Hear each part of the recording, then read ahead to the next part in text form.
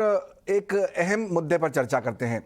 पिछले कुछ सालों से घरेलू निवेशकों का ट्रेडिशनल इन्वेस्टमेंट जैसे एफडी, रियल एस्टेट की बजाय इक्विटी की तरफ रुझान बढ़ा है।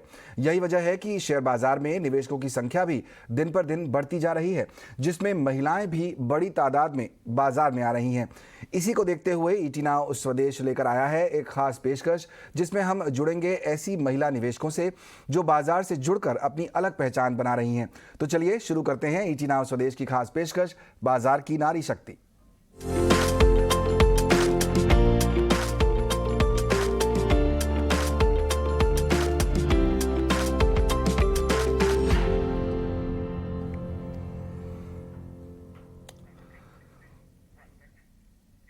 बढ़ो बदलो देश के साथ, ईटी नाउ स्वदेश के इसी संदेश के साथ शुरू करते हैं बाजार की नारी शक्ति के पहले सेगमेंट की। और आज की खास मेहमान हैं मिलेनियल मैम्स की वाइस प्रेसिडेंट नमिता मोहन का। नमिता जी, बहुत बहुत स्वागत आपका ईटी नाउ स्वदेश पर। जिस तरह से हमारे देश में ग्रोथ बढ़ रही है इक्विटी की, और अब लोगों का रुझान भी बढ़ रहा है और ख़ासतौर पर महिलाएं सामने आ रही हैं, इसलिए हमने सोचा कि बढ़ो बदलो देश के साथ, जो हमारा थीम भी है ईटी नाउ स्वदेश का, उसमें आप जैसी महिलाओं को शामिल किया जाए और बाकी महिलाओं को प्रेरणा भी दी जाए कि कैसे वो भी शेयर बाजार की तरफ आ सकती हैं। सबसे पहले आपसे मैं ये जानना चाहूंगा कि आपका शेयर बाजार की तरफ रुझान कब बढ़ा, कब आपको ऐसा लगा कि शेयर बाजार एक अच्छी अपॉर्चुनिटी हो सकती है निवेश की? शमिता जी, क्या हुआ कि 2016 में मैंने इस ऑर्गेनाइजेशन को ज्वाइन किया। क्यूरियोसिटी तो थी, सोचा कि ज्वाइन कर लें, पर इतना बढ़िया, मतलब उन्होंने सर हमारे जो हैं धानुका सर इतने अच्छी तरीके से सिंप्लीफाई करते हैं इस पूरे मुद्दे को, कि उसी से हमें मेरी जो रुचि है वो ही बढ़ी। और 2017 में जाकर I actually finally started investing actively in the market. तो आपने जब शुरुआत की यहाँ पर नमिता जी, तो ये माना जाए कि एक साल आपने पहले तैयारी की, पहले पढ़ाई की, पहले चीजों को समझा, उसके बाद एंट्री ली शेयर बाजार में? बिल्कुल, बिल्कुल। 1 साल जो था पूरा एकदम जैसे पढ़ाई जो बोलते हैं ना, एकदम profit and loss, balance sheet, बहुत ही मतलब सिंप्लिफिकेशन के साथ 1 साल पूरी तैयारी करके ही फिर उतरे।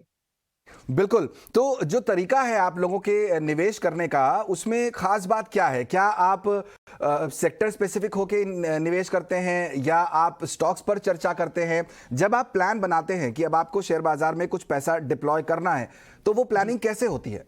सुमित्रा जी, क्या होता है कि we are ardent followers of mister Warren Buffett. तो हमारे लिए जो है मैनेजमेंट बहुत ही इंपॉर्टेंट है, साथ में मार्केट साइज और moat. So these are my 3 Ms का जो मंत्र है इन्वेस्टमेंट का, वो ही हम उसको फॉलो करके और फिर स्टॉक में इन्वेस्ट करते हैं। क्या आपको लगता है कि जो नए निवेशक हैं, जो हमारे यहाँ की यंग जनरेशन है, नई महिलाएं जो आना चाहती हैं शेयर बाजार में, उन्हें कुछ खास चीजों का ध्यान रखना चाहिए? क्या एडवाइस करेंगी आप? सुमित्रा जी, आपने जो कहा जैसे बढ़ो बदलो इंडिया, इंडिया बदलना निश्चित है।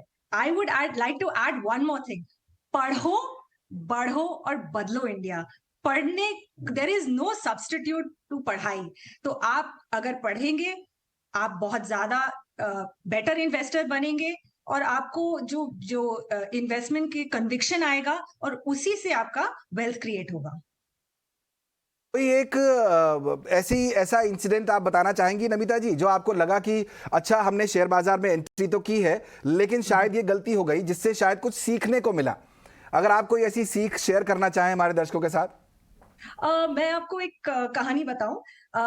एक्चुअली बजाज फाइनेंस जो बहुत ही मतलब हम, that was the first company जो मैंने पढ़ना शुरू किया। एंड इत्तेफाकन that was the first AGM जो हमने अटेंड किया। हमारे जो मॉड्यूल में सिर्फ पढ़ाई ही नहीं होती है, समझो जी, हम लोग एजीएम भी अटेंड करते हैं, अर्निंग्स कॉल भी अटेंड करते हैं, we follow the quarterly result. So इत्तेफाकन the first AGM was Bajaj finance. हम पूना गए थे और वहां पे हमको मतलब राहुल बजाज जी को सुनने का मौका मिला और राजीव जैन जी का। तो बहुत ही उनकी मतलब जो क्लैरिटी थी और जो मैनेजमेंट का कन्विक्शन था, उसी से हमने मतलब I bought into Bajaj finance. पर बहुत it was very early days for me. तो आप बोलिए ग्रीड बोलिए या फिर कैजुअल अप्रोच बोलिए, I book profit in Bajaj finance. तो उसी से मुझे बहुत बड़ी सीख है। एवरीबॉडी नोज बजाज फाइनेंस कहाँ से कहाँ पहुंच गया। तो उससे बड़ी सीख मिली कि when you have invested in a good company with a good management, stick for the long term. Correct, ये बहुत इंपॉर्टेंट बात आपने बताई यहाँ पर कि शेयर बाजार में भी दो अलग अलग तरह के ब्रॉडली निवेशक होते हैं। एक ट्रेड करते हैं, वो ट्रेडर होते हैं, जो लंबे समय के लिए रहे वो निवेशक। तो आप लंबे समय के लिए अगर अप्रोच कर रहे हैं तो आपको पेशेंस भी रखना चाहिए, जल्दबाजी नहीं करनी चाहिए। नमिता जी, क्या आप हमारे दर्शकों के साथ कुछ ऐसे स्टॉक शेयर करना चाहेंगे या कुछ आइडियाज जो आपने जिसमें बहुत अच्छे रिटर्न्स कमाए हों, जिसमें आपको लगा कि अच्छी तेजी देखने को मिली और शायद आगे भी कुछ ग्रोथ देखने को मिले उसमें?